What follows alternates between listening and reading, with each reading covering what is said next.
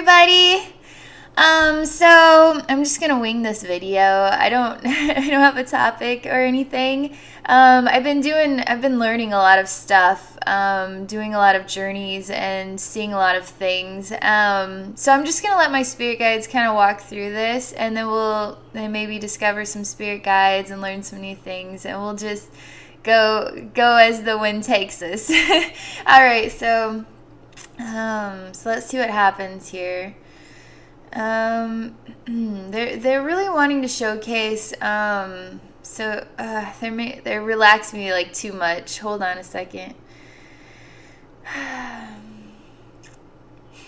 just gotta wait.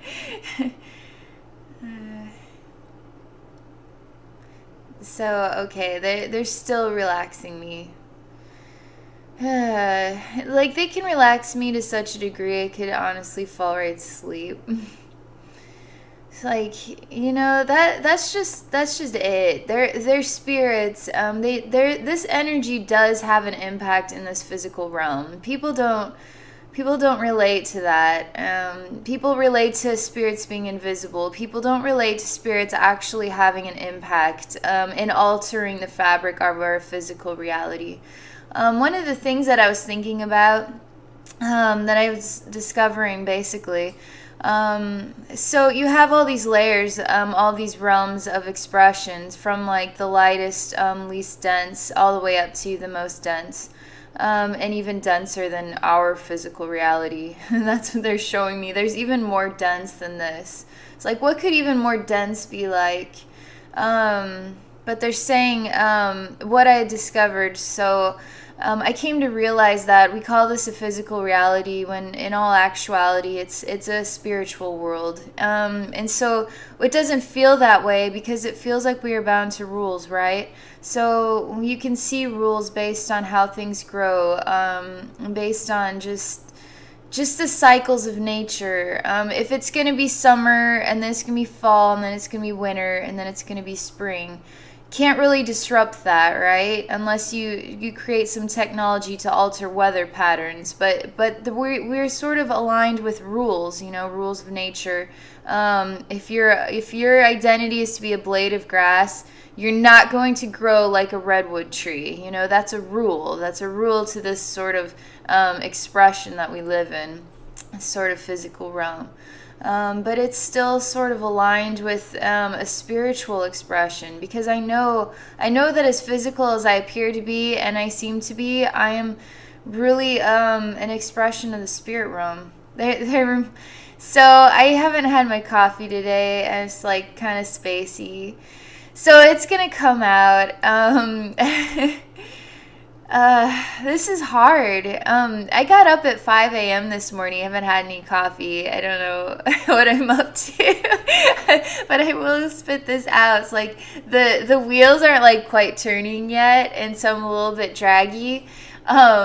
I do have a legitimate thing to talk about. It's like really important, but I can't like get the emphasis to get it out. And when spirit guides are getting me cozy and sleepy, that does not help. Let me see if I can try this again. It's like, this is the most important thing that I discovered this week, and I gotta spit it out some way. So I might just stop this and then come back in a minute. So I'll be right back. All right, I give up. I went and attempted.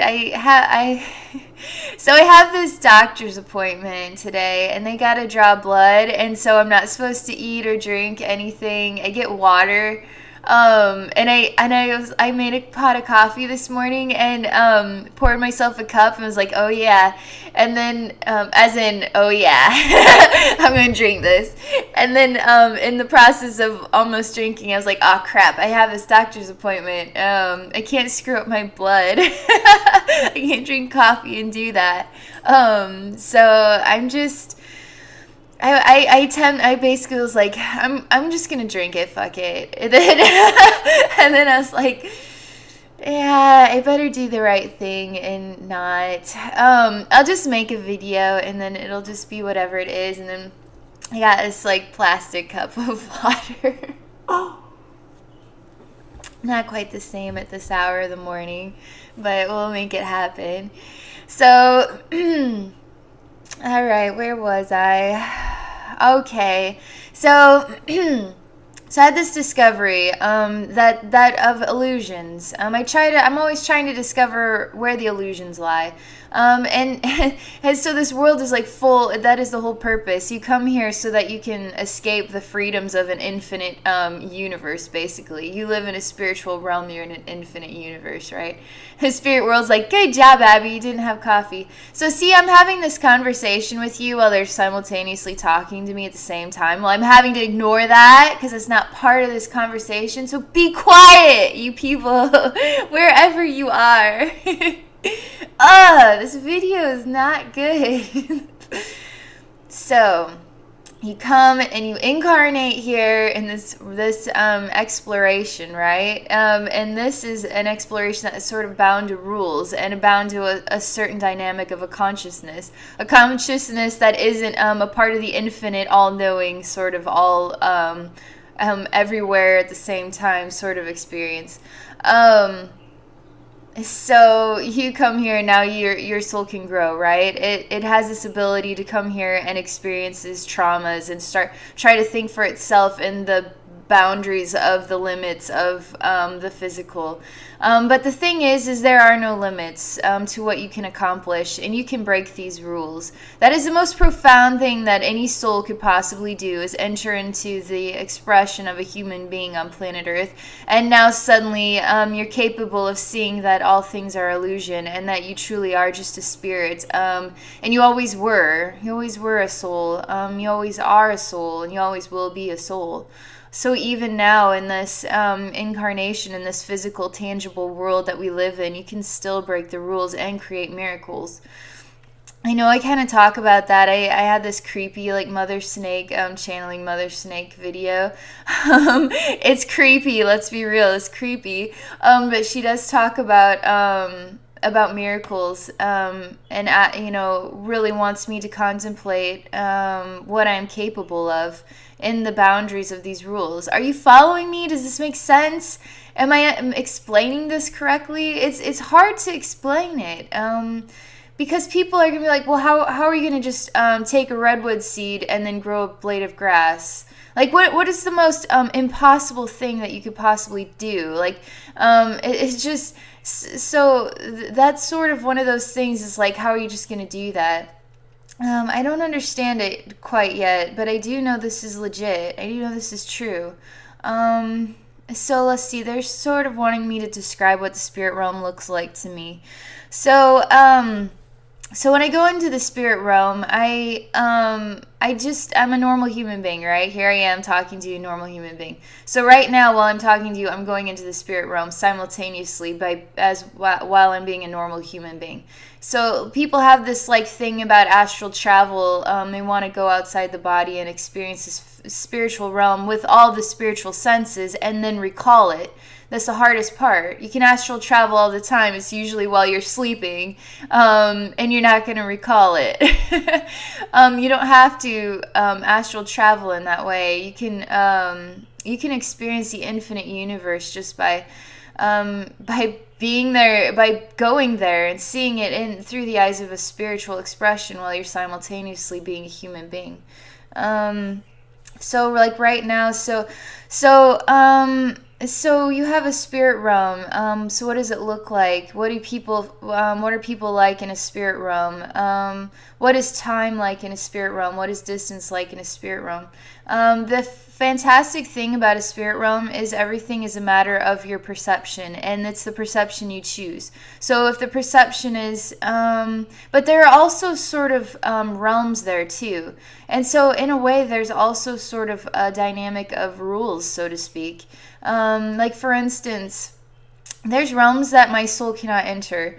But I have manipulated the scenario in order to enter. And so I've entered very dark places where my soul doesn't belong. That's a very vulnerable thing to do. And I've actually, so your soul has like all these infinite expressions. It's not just one soul, all right? You're not just one soul. You're one soul. You could be a billion souls. You could be as many souls as you want to be. They're not just one soul. You're not just one expression. You can define your vibration through a category of images, and that would be extremely appropriate. What would be a finite number, so that way our human minds can comprehend it. And it would still be appropriate, too. So you could see yourself with 4 different sort of representations of your expression, and that would be extremely appropriate. Whereas if you sort of splice yourself into a billion expressions, it's like, what? Now we're getting down to the nitty gritty. It's harder to get down to the nitty gritty as human beings. Like, you would basically be splicing yourself into every single lifetime you've ever lived, and then every character your soul's ever possessed, and every sort of strand of the vibration and color, exact color, all of them. All of this stuff, you just be splicing yourself down to really small, like, fragments of expression. So I'm talking to them. I'm going to have to look away because I have to go into a deeper state, and so I don't know, I have to look around. I can't look straight ahead for whatever reason. So I'm waiting for them to, I'm like, okay, so I see myself in this sort of space. And I don't try to create these spaces. They reveal themselves to me. This isn't me just make believe, playing pretend, fantasizing. I'm actually in a space that my soul chooses to be in at this time. I don't understand why it chooses to be in certain places at certain times. I don't understand why, but it does. They're saying that people don't realize the balance between the physical and the spiritual, and this has a lot to do with why I'm seeing the physical realm as a spiritual realm. Because everything that takes place in the physical has a simultaneous action in the spiritual. I've been discovering this because I'm doing these. So go to my website. It's going to grow like really fast, okay? This week there's going to be like 8 new items out there. But one I finally got out there is a spiritual home cleansing. Because as people, this is so valuable for every single person on this planet. Everybody who has a home, even if it's a tree house, let me go there and see what I can find. Because your home is where your heart is, right? And where your heart is an expression of your soul. And so when your soul is residing in your physical body, in your physical house, it is also simultaneously residing in a spiritual version of this home as well. And now, if the spiritual version of your home is looking really dark and dreary, your soul is just hanging out in that dark, dreary space. And it's not absorbing the light. It's not absorbing golden fragments of like sparkle happiness. It is absorbing the grim, the dreary, the tired, I'm stressed out, I had a long day at work type of vibrations in the spiritual expression of your home. People don't realize how every single emotion you emit, even if it's inside, is simultaneously emitting it in the spiritual version of wherever you are. So there's a spiritual version of Earth and a physical version of Earth, obviously. But there's all kinds of layers. Layers of where memories are housed, layers where spiritual entities reside. I go to Gray's Lake a lot, and I see spirits there just hanging out, like taking a walk. It's like, why are you just taking a walk here? I mean, aren't there other places you could go take a walk? It's weird. There's this old lady spirit that I always see there. I guess I don't always see her, but I've seen her more than any other spirit. And so she's actually come and talked to me on a few occasions. This would not be like I died and now I'm a ghost walking around. No, this is freedom from the ghost sort of being stuck in an echo and not being able to get out of it and into the light, releasing from the lifetime itself. Ghost is like cannot release from the lifetime itself, and so now they're trapped, and they can't figure out how to get out because they're literally stuck in an echo of a memory and a feeling and an attachment, and they need somebody to actually spiritually go to them and touch them and tell them it's okay to go home now. Literally is what it is. There's a reason people describe it this way. It's not as hokey, it's silly, but it is legit. These ghost entities actually do go into the light, and you actually see them finding peace, literally. They smile, they evaporate into white light, and now they're gone. And that's what happens. And all it takes is for you to pop into the spiritual version of wherever these ghosts are. Maybe they're on the landscape or in the home. You go and you literally touch them with loving energy and you heal them.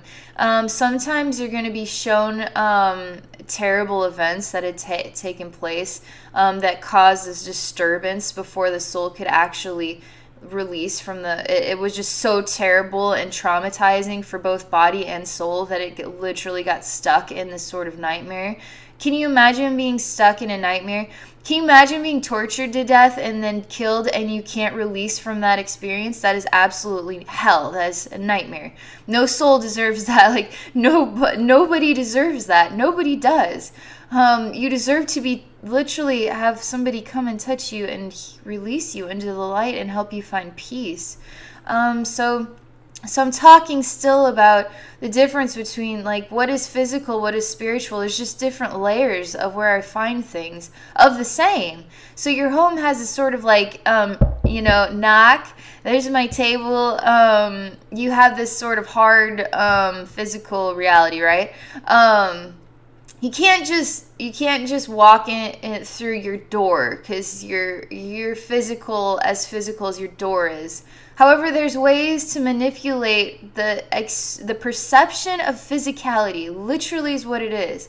If you can alter your perception of the rules and your alignment with the rules, now suddenly you actually have the capacity to walk through a door, because the door is seriously just a representation of a denser spiritual universe. And in a spiritual universe, there are no rules. You can do whatever you want, be whoever you want, go wherever you want, experience whatever you want. You're also sort of exploring the spirit realm while you're there, and while you're simultaneously exploring other realms of the spiritual expression, denser realms. And so where I find these ghosts, they're literally locked in like a layer of spiritual, sort of a layer between physical and spiritual.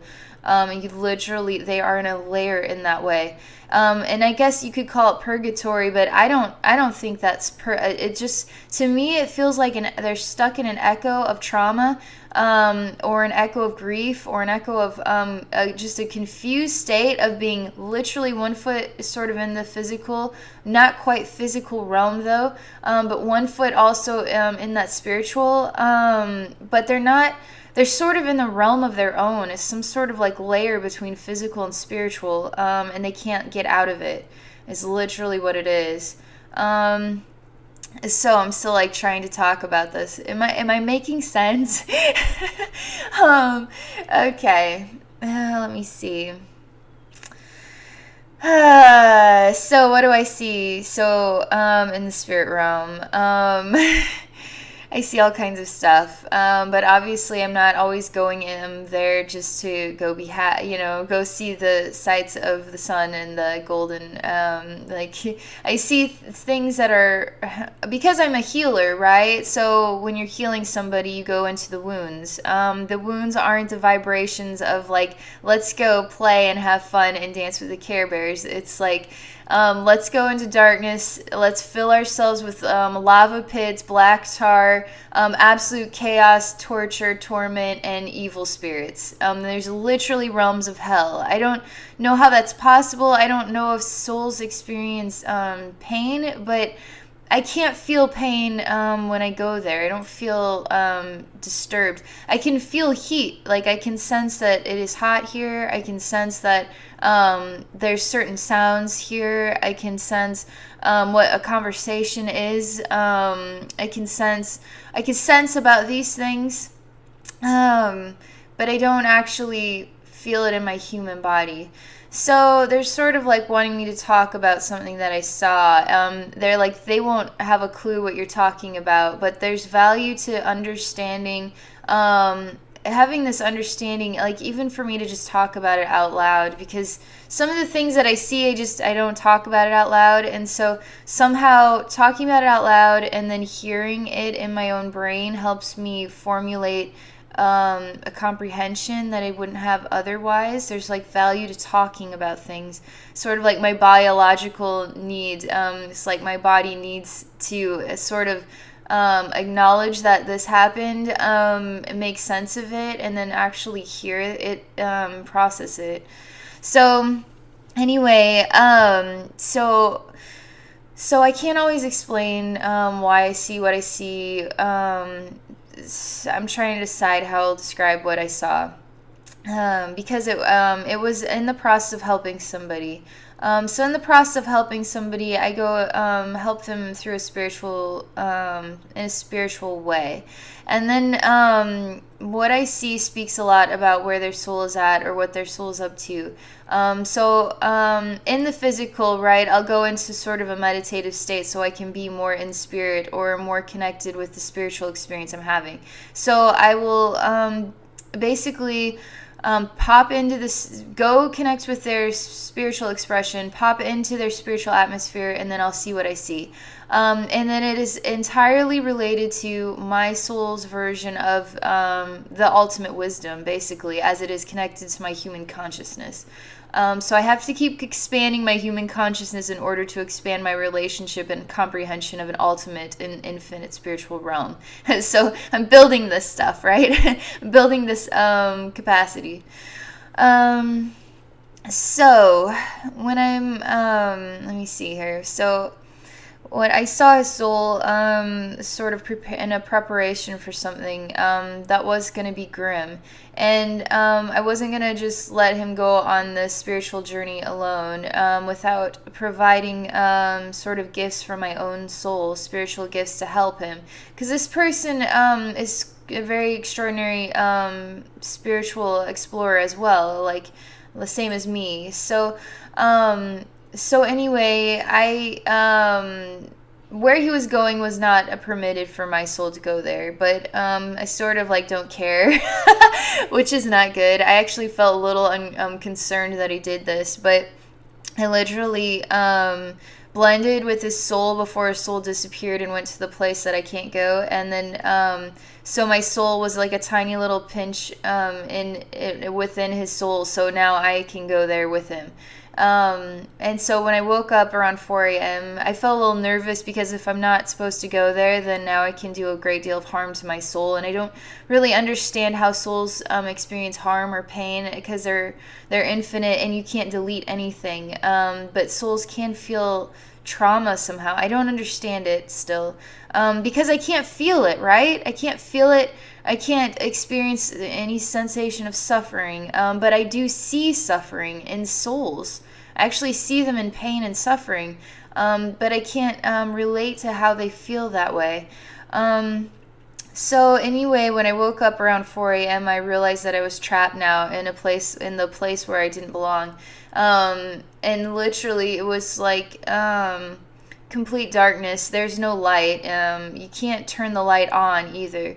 The vibration was so disturbing that I couldn't alter it. I actually had to channel in energy from the source in order to create light in there, but the light would not create itself. I had tried to get out of there, and I was literally unable to get through the membrane of that dimension and that space, that place.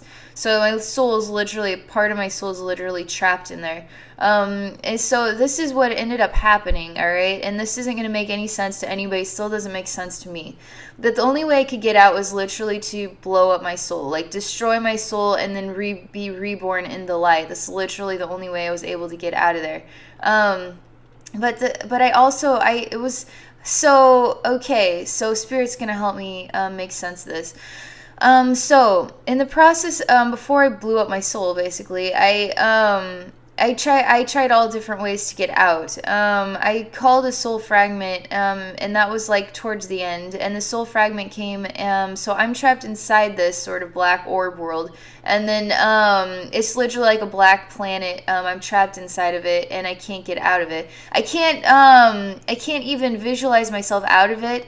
I can't fly out of it. I can't penetrate. I can't get through the penetration of whatever the layer was. It wouldn't. I didn't belong there anyway. So now I'm just stuck there. I couldn't create light. I couldn't. I couldn't heal the space because I was trapped inside of this dimension, literally. And so I couldn't get out. And so anyway, I had a soul fragment come, and then so from the outside touch this orb. That's when I discovered it was an orb I was trapped inside of. And then touch it in order to heal this orb, which was basically contained all kinds of just chaos, demented. They're like, how do you know it was chaos in there? It's like the feeling of it. So I guess I can acknowledge that I do feel things, but it's sort of like I sense it, you know? It's not like I couldn't create light there, and in the process of trying to create, like, fill this void with, like, love and light, I experienced the energy in there being so sort of chaotic that it literally was, like, instantly the light would not grow. It would not fill the void. No matter how much love energy I filled into the atmosphere, it would just instantly, it wouldn't even work. It was just destroyed instantly from the vibration of the space. I couldn't create it, and I couldn't get out of there. And so I could tell, I mean, I guess I can feel things, sense things, but it's not like it's happening. It's not like I'm in my apartment and I'm feeling as a human being how creepy and how messed up and demented, and I'm in a version of hell. I don't feel that. I feel like a normal human being in my apartment. All the while, I'm in a spiritual version of myself and like processing this wisdom. So when this other version of me came and touched the orb, this helped. So I was channeling healing from the inside and then channeling healing then from the outside. And I couldn't, so the only way, that was it. I wasn't meant to be in there. So the only way to get out of there was to destroy myself. That was it. That was the way it was. And I didn't, I've never had to blow my soul up before. And so I was wondering if my soul had felt pain in that experience. And they actually told me that, yeah, my soul did. My soul is sort of saved. So his soul also was in there, but it was sort of like a reflection of like really painful memories contained in this sort of dark orb. So obviously his soul sort of like decaying in this like chaos. And so I had to rescue this soul fragment and pull it out of there. And so in the process of destroying my soul, I managed to then free his soul. I don't know how all this worked, but then becoming reborn in the light, and I actually did feel that experience in the physical. It was monumental. It was humongous. It was like the warmest, most loving sensation I've ever felt in my body. It only lasted maybe 30 seconds before it went away. But then I now was outside of the orb, and I saw now I was seriously so much more powerful through this choice. And so I literally was able to basically implode this orb, and then move it out of his body and then into the light. It literally was inside of his own body, inside of his sort of tucked away memories of nightmares, where his soul's been tortured by the memories themselves. And then to get his soul out of this sensation of feeling trapped in this sort of nightmare world, and then literally to evaporate it so it's not there anymore. So they're like, so you healed his body? And it's like, yeah, I did. Because I imploded all of that, all where he stores all of this pain and suffering. So they're like, See, you see how I'm just sort of babbling on, but this stuff is real. This stuff is absolutely real. I do this stuff in the spirit realm, and I can't always make sense of why things are the way they are, but now I'm making sense of it. Now I understand, because my soul had entered into his spiritual expression, and where he was going was in sort of a deep place within his own memories, or just in the space of memories. But it was also sort of like I got trapped in sort of an orb of his own sort of dark memories. Where his soul suffers from the memories themselves in this orb. So I had to get his soul out of there. And then in the process, I had to destroy my own soul somehow. So I'm just sort of like baffled because I don't understand how you could destroy your own soul. I don't understand how that happens. So, I guess we'll just stop on that note. That warm, cozy, hot coffee feeling at 6 a.m. that I can't have. Note. I'll just drink this water. All right. See. I don't know. I'm not even sure. It's like you don't know this, but I've been like making these videos and I keep uploading them and I don't share them. And so now I'm just like, man, I don't know if I can share this. It's probably too much for people. People probably wouldn't make sense of that. So like, why wouldn't people make sense of that? And I tell them, well, there's just different levels of understanding, different, like, it's sort of, people who in this physical world, they really relate to the physical world as being the only place that's real. And so for me to describe being in like trapped in a black orb of hell, trapped inside of somebody's body, trying to save their soul out of it and destroying my own soul and being reborn in the light, people aren't gonna, a lot of people would not understand what that means or what that's about or why that would happen or what that means then, for their own soul, if that is the truth. And so they're like they want to create a reassuring voice because they're like, what Abby does is, and what Abby sees is really extreme in comparison to what most human beings would relate to as a spirit realm. So what I do, so they're like, what Abby does in the spirit realm is literally goes to the darkest spaces where these realms are real. These realms really are real, because you can't be an infinite universe. You cannot be an infinite universe without chaos. You have to have chaos in order to create understanding. Chaos actually is a good thing. As painful and terrible and nightmarish and ghost creating and tormenting as it is, chaos also creates learning and growth and development and renewal. To be ultimately destroyed as a soul and then reborn in the light is the greatest possible gift you could be given. For me, my soul to actually choose to do that based on my human consciousness even is really profound. Not wanting to terrify anybody because souls aren't... I go there by choice. I do this by choice. You don't have to go to these places, but I do have this like desperate need to help souls. Whatever I can do, even demon souls, because demon souls are literally like abused and tormented children, and they literally are acting out. They need help. They literally need help. And these are demons that have been doing this stuff for 1,000,000 years, and need also to be transformed by the light. And they say that not all will choose that. Some will not choose that, and that is okay too. All are loved in the infinite universe. All are loved and adored. And everything that is going on in the infinite spiritual universe is an expression of learning for all souls. Even being trapped in an orb is learning for all souls.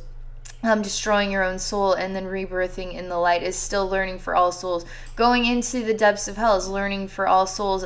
Choosing to be a demon who is sort of obsessed with torturing souls, souls being trapped there. I just don't know how they get stuck there. I don't understand that. So there is versions of hell, but when you die, you go get reborn into the light. I'm telling you that. You're not just going to go to hell. That's not what happens. Literally, when you're in a state of being tormented in this physical realm, you are simultaneously being tortured in the spiritual realm. That's literally what is happening. That is the balance. That is true. So as a living human being going through terrible life experiences, the suffering and the torture and the torment that is being dealt to you in this life is simultaneously being dealt to you on another level in the spiritual realm, and it is literally torture. And it is terrible. And so that is true. That is what is happening. You don't die and go to hell. You actually experience hell while you're living. And that's why we call Earth hell, because it is sort of like, it's like if I die and go to hell, I'm just going to be reborn on Earth, right? That's kind of like the joke, because you don't just get to stay in heaven for all eternity. You're already in heaven. So living life is the hard part. It's like 50 Cent has this line where he's like, death gotta be easy because life is hard, and that's the truth. So I don't know, I guess I'm just trying to sum this thing up, because I don't want to freak anybody out. So I don't know, I guess this is it. This is what I do. I have to do this work. If I don't do this work, I'm not feeling right. So while I am a normal human being, hanging out, doing stuff with my kids, I'm simultaneously rescuing souls from chaos. You can do this work too, but you have to be prepared for what you're going to see and what's going to happen. It'll train you to be more profound as a human being, even too, because you're choosing to see with greater eyes, eyes that can see a spirit realm that exists all around you, to realize that you're not just a part of this physical, you're part of the spiritual, and the spiritual is just a part of this physical that any of us know. So on that topic, so just go to my store, get a reading, get your home spiritually cleansed. I'm also gonna throw out there, so I want to heal haunted houses. I gotta find these ghosts. I gotta release them into the light. It's literally what I gotta do. If I don't do this, I have to help souls that are trapped. Literally, it's the one thing I have to do. And then I have to heal the vibrations of your home so you actually can enjoy living there. Nobody needs to suffer with a ghost who is suffering in the walls of your house. That's not good. You need help. I can help you. So I'm going to offer ghost haunted house healing and then haunted land healing. I really feel that if your house is haunted, that's one thing. I'll clean your house out. But if your land is haunted, I as of right now, I'm going to sort of combine, like, just do a haunted house healing. But if your land is haunted, I do a haunted house and a haunted land healing. Because if your land is haunted, I need to look at your house too. I don't want to just look at your land, because that stuff sort of like blends into the house as well. And usually it's sort of like a traumatic experience that happens on the land. And then literally there are ghost entities, and then there's sort of really dark demented souls that are sort of feeding off of all of this demented energy and memory and chaos and echo, and it's all trapped there. And the earth is actually suffering from it. Mother Earth actually feels pain there. So I need to release all of that. And sometimes that torment is sort of tormenting to you. And then you bring that torment into your house. And now all of a sudden your house is getting filled with chaos as well. So we need to do both. So a haunted house doesn't necessarily mean haunted land, is I guess what I'm saying. So that's going to be available at my store if you need help with that. And then, too, I want to help people who have demon possessions, because this isn't what I can do. So sort of like people get scared thinking about this stuff. The last thing you want to do is get scared. When you get scared, you create energy that creates the attachments that sort of absorbs in the nightmares. So do not ever get scared. There's nothing to fear. There's never anything to fear.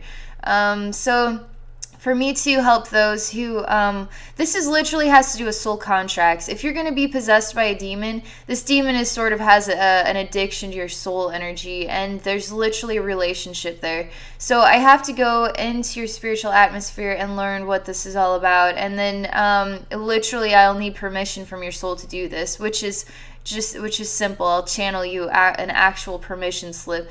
That way we can break the contract and release the demon spirit. Literally is what it is. And sometimes these demon spirits actually just need healed, and they do heal as well. They choose to find freedom by the completion of a contract. Is basically what it is. If you choose to do this with me, you are choosing to release yourself from a contract. And so the time is always the right time. The time is now is always the right time. And so literally the contract is actually meant to be, you are meant to be released from it. And thus their soul is too. And sometimes their souls get sort of stuck in playing out the same role. And so once the contract is completed, now their soul is free and actually finds relief in that. And so just so I want to do this. I want to help anybody who is dealing with sort of spiritual challenges, chaos, trauma, haunted house, haunted land, evil spirits, all that stuff. Because I can do it. I can do it from the comforts of my apartment. I don't have to actually go to your house. I don't have to go to your land. I don't have to go to your body. I do everything in the spiritual layers. That is where the true wounds exist. Once you heal the wounds in the spiritual layers, now the wounds in the physical are like completely evaporated, because the wounds in the spiritual are actually a reflection of that pain that wounds in the physical need the pain from that it harbors in the spiritual to be healed that deep of a layer. And now you heal that wound, and now the wound sort of grows sort of loving energy and vibrations up through the layers and into your home. Everything heals, literally. So that's the only way I can describe it. But I'm offering all this stuff, okay? And then I'm going to start doing past life journeys as well. So I do the soul rebirth journey, right? And so the more of these I do, now I'm starting to see past lives. And so I'm going to start doing so past life journey. And I have an offer. I don't have that out there yet. I'm working on it. And I'm going to do dream interpretations as well. If you want to get to know your spirit guides, just order a psychic reading from me, and I'll do that for you. I can do anything. I'm starting to discover too, so I do like spiritual healing, right? But I'm discovering that I don't really want to call it spiritual healing. I want to call it a spiritual like journey healing, because if you're suffering from some sort of ailment or something, I mean anything you're suffering from in your physical body, it has a spiritual home. It literally has a space in the spiritual. So I have to journey into the specific ailment to find its sort of existence in the spiritual, so that way it can heal the wound that is creating this sort of in the physical realm. And so I can journey into your wounds too. And they're like, so what kind of wounds? It's like anything. Literally, if you have cancer, if you're disfigured, if you have a skin ailment, if you have I'm discovering I can literally go into whatever it is that you have. You have to tell me what it is. And then I literally will channel a permission slip, so that way we can break contracts and do all that stuff. And then I'll go into the wound itself to discover what the wisdom is there in the spiritual. And then I'll bring it out and forward. Before I was just channeling healing, but now I'm not going to just do that. I want to actually go into the wounds and find out where the sort of base, the root of the problem is, and then heal it that way. So I'm going to be sort of reorganizing some things too. So just keep your eye on my store, and then you're going to start seeing it growing. And I took some pictures, and so I have like new photos of like nature from Iowa for you to enjoy. There's like this really awesome one with the frog in this like green moss. I'm like really excited to get it out there. I'm using that picture for my dream interpretation. It's like, I don't know why, but sometimes animals at the right place in the right time are just so silly. Like this little frog is just like, little head is out of this like muckiness and just looking, and so you just gotta wonder what he's thinking about, you know, but it's perfect. I don't know. Anyway, that's my video, and I'm glad I made it through without coffee. So I'm just gonna share this, and there's more videos to come, of course. So thank you for watching.